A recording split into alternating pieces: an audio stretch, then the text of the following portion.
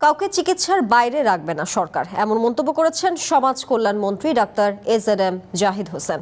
দুপুরে বিশ্ব মাথা ও ঘাড় ক্যান্সার দিবসে শ্রবণ প্রতিবন্ধী ব্যক্তিদের সহায়তা কার্যক্রমের উদ্বোধনী অনুষ্ঠানে মন্ত্রী জানান, বধিরদের চিকিৎসার মাধ্যমে সুস্থ হওয়ার সম্ভাবনা থাকে।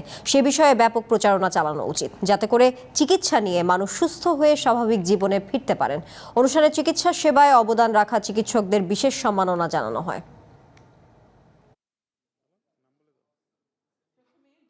উই আর কমিটেড যে আমাদের সরকার কাউকে সে যে ধরনের, যে সমাজের, যে সোসাইটির যে কর্নারেই থাকুক না কেন, যে ব্যাধি তার থাকুক না, কোনো রোগী তার চিকিৎসা হবে না, এটা বাংলাদেশে হবে ইনশাআল্লাহ। সরকার বদ্ধপরিকর এই দেশের মানুষের সত্যিকার অর্থে স্বাস্থ্য ব্যবস্থা নয়, তাদের সার্বিক উন্নয়নে।